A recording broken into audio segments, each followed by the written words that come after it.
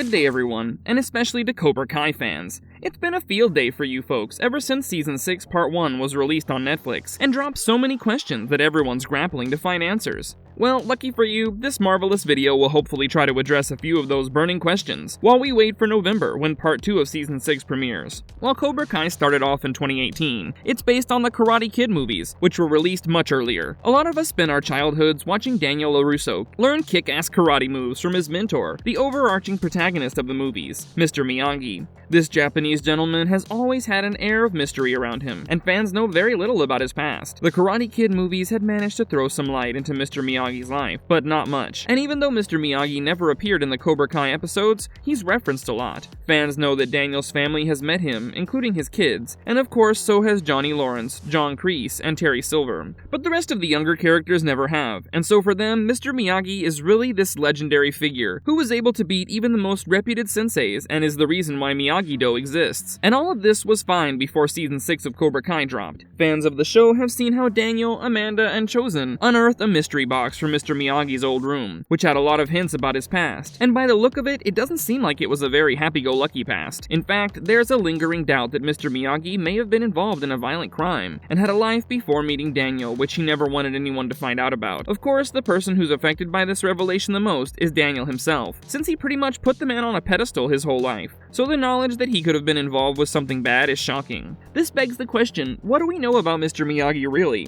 What secrets has he hidden from Daniel? And what could be his dark past? Let's try to unearth this mystery by going through Mr. Miyagi's life as seen in the Karate Kid movies, and mentioned in Cobra Kai. Before we go into our explanation, we have a very small request. If you like our content, please support us by subscribing to our channel. This is a small click for you, but for us it means a lot. Thank you. Let's begin.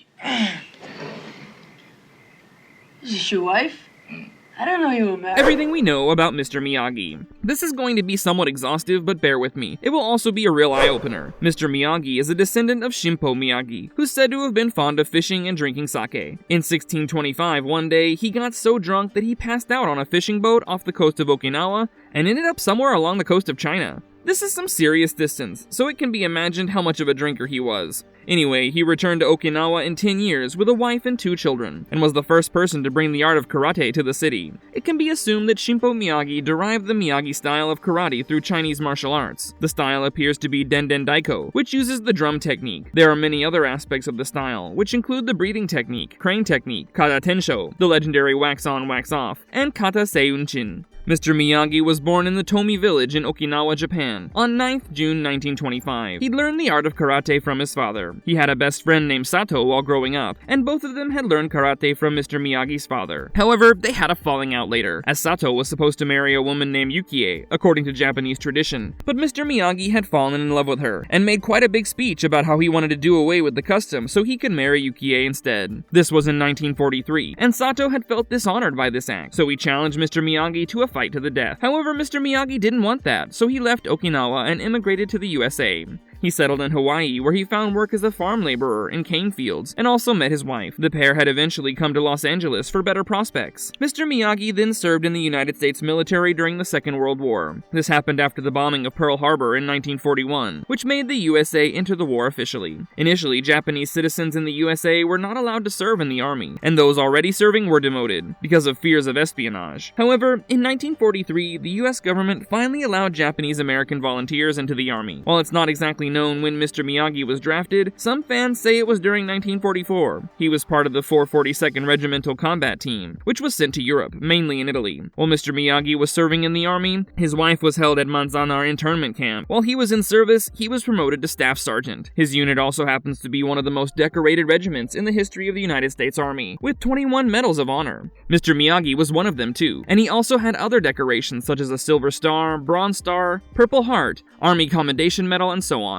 His commanding officer was Lieutenant Jack Pierce, with whom Mr. Miyagi had developed a lasting friendship. Pierce had saved the Japanese man's life, and had also taught him karate in exchange for dance lessons. While he was serving, his wife was pregnant with their child, and unfortunately passed away after complications from childbirth. The baby didn't survive either, as the Manzanar camp was short of doctors. This was one of the biggest tragedies in Mr. Miyagi's life, and had a lasting effect on him. He never remarried, and for the most part lived alone after the war. He used to work as a maintenance man after being relieved from the army, and had a garden that he was quite fond of. He also spent a lot of time restoring classic cars, which he also used to train Daniel later.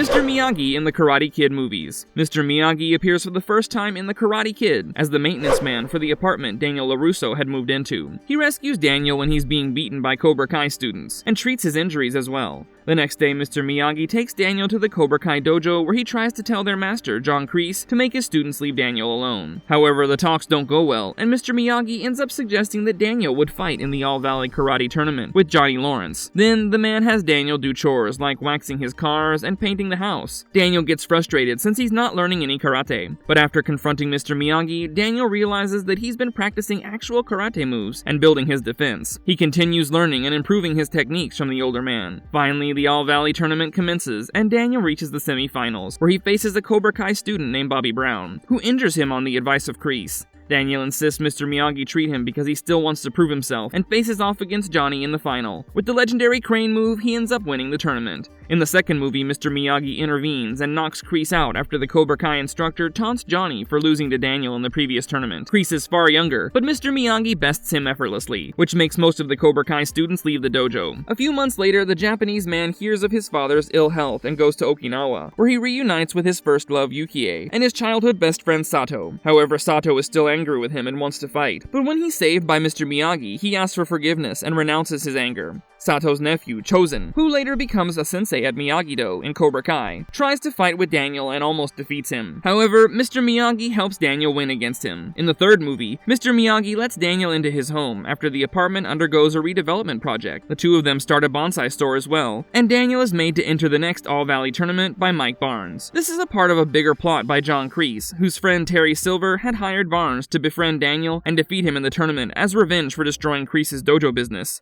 The three of them lie and elicit an apology from Daniel and Mr. Miyagi for their actions in the last year. However, when Daniel ultimately decides not to take part in the tournament, Silver reveals his true plan, along with Kreese and Barnes, beating up Daniel. Thankfully, Mr. Miyagi rescues Daniel while defeating all three. The pair then continue their karate training. At the tournament, Barnes performs so well that Daniel almost succumbs to fear, but he's encouraged by Mr. Miyagi and ultimately defeats Barnes during the sudden death round. Cobra Kai was then shut down and banned from competing in the All-Valley tournament after 1985. In the fourth and final Karate Kid movie, Mr. Miyagi goes to Boston to celebrate the 50th anniversary of his army unit and reconciles with the widow of his friend, Louisa Pierce. He also meets Julie Pierce, his granddaughter, who's a troubled teen with anger issues. Mr. Miyagi stays back to take care of her and ultimately teaches her karate as they start bonding. As a result of learning the moves, she's able to beat off a bully named Ned Randall. Later, Mr. Miyagi himself humbles the kid's sensei, Colonel Paul Dugan, and his team also shut down for good. It's hinted that Daniel and Mr. Miyagi stayed in touch after 1985, and while it's never explicitly mentioned if Daniel was still receiving lessons from the man, many fans believe he was, since as an adult, he appears to be much more skilled at karate.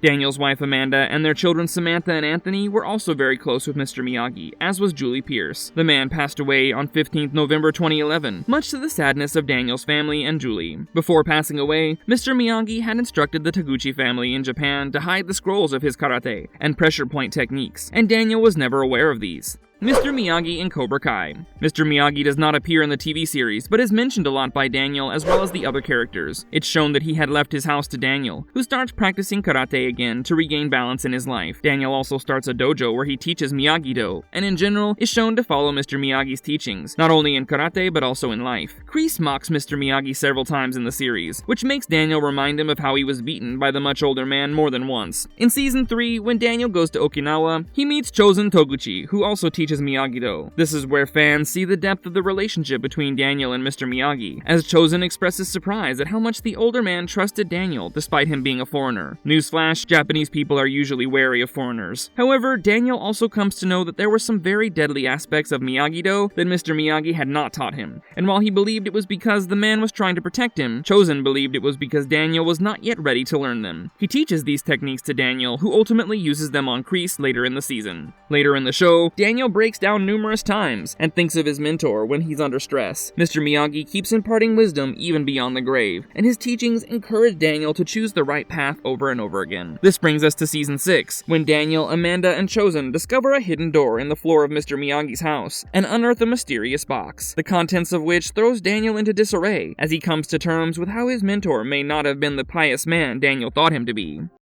If Mr. Miyagi did live there, Maybe we can go find some answers. Mr. Miyagi's box explained. The box that was found in Mr. Miyagi's room contained boxing gloves, some Chinese coins, some scrolls, a newspaper clipping, a passport, and a bandana. The clipping was from 3rd May 1947 and mentioned how police were searching for the perpetrator of a violent robbery and assault, who was apparently responsible for the beating of Jim Watkins and the theft of a very valuable necklace. Moreover, the news claimed the perp to be a man named Keisuke Miyagi. To Daniel's knowledge, his mentor was named Nariyoshi Miyagi, so he concludes this assailant could have been a brother. However, they find a photo of Mr. Miyagi in the passport, but with a different name and date of birth. Now this is where fans get confused, since Mr. Miyagi is almost never referred to by his name in any of the movies or the series. His tombstone reads Nariyoshi Miyagi, but in the next Karate Kid, his name is revealed to be Keisuke, which could be a variation of Keisuke. He's also referred to as Hideo Miyagi. Now this name issue could very well be a continuity error in the movies, but it could also be much more than that. Daniel and Chosen also decide to check out the address mentioned in the passport, which leads them to an old gym. They meet a shaggy-looking man who reveals that the gym belonged to his grandfather, and Mr. Miyagi was a silent partner.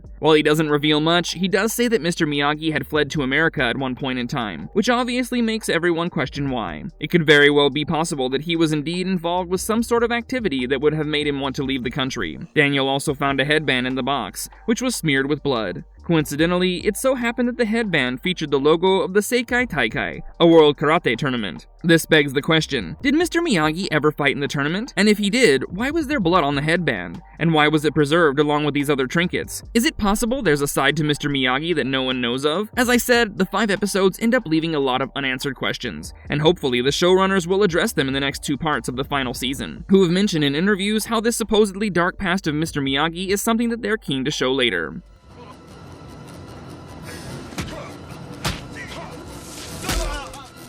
The fighting style of Mr. Miyagi. Mr. Miyagi was an exceptional martial artist who was very skilled at reading the moves of his opponents. It has never been shown that he had lost a fight. While he's a skilled fighter, he very rarely launches an offensive and prefers for his opponents to attack him instead. He's very swift and quick, and prefers to use simple movements that debilitate his opponents greatly. His result is often maximum damage with minimum effort. His karate training goes beyond what is shown in the movies and the show, and he has sometimes shown feats that can only be described as superhuman, such as splitting a giant wood beam in half with his hands. The man is often underestimated because of his small build, and he uses it to his advantage. At the core, Miyagi's technique focuses on defense and using the opponent's strength to their disadvantage. He's very rarely aggressive, and even Daniel has experienced the most advantage when he uses his mentor's passive style. Mr. Miyagi was shown to defeat strong fighters like Mike Barnes, Terry Silver, and John Kreese in a matter of seconds. While he obviously knew the deadly aspects of his technique, which could even kill opponents, he'd never revealed them to Daniel. He can be considered to be one of the best fighters in the franchise, whose only worthy opponent could be Kim Sun-young. Daniel reveals that he had never seen anyone land a kick on Mr. Miyagi except his infant son, Anthony. With me. Sato, I no fight you. A man, not a saint. For the most part, in the Karate Kid movies, fans have seen Mr. Miyagi as a relatively timid, thoughtful, and simple man. It's obvious that Daniel reveres him and calls him the greatest man who ever lived. In fact, Daniel has based his dojo and fighting style on Mr. Miyagi's teaching, and he always preaches tolerance, because he believes that's what Mr. Miyagi would have taught as well. For Daniel, the revelation that his mentor and father figure could possibly have a dark past is very disturbing. Of course, the audience doesn't always think black and white, but Daniel's entire life trajectory was changed because of this man. So for him to accept the fact that Mr. Miyagi was a man capable of wrongdoing instead of being a saintly figure is very hard to digest. The newspaper article was from the year 1947, and we know that Mr. Miyagi had fought in the war and had lost his wife and child in 1944. He hinted that if there were more doctors available at the camp, his wife and child could have been alive. While he was fighting for the country, it failed him in a way. The years between the end of the war and the first movie when Mr. Miyagi meets Daniel are never disclosed. It's quite possible that during that time, Mr. Miyagi had resorted to violence as a coping mechanism to deal with his personal loss. He might have been a simple and kind man, but the kind of tragedy he experienced can make anyone do things they wouldn't normally do. In that regard, it is indeed possible that Keisuke Miyagi mentioned in the newspaper clipping, who had committed a violent crime, is in fact Daniel's mentor, Mr. Miyagi.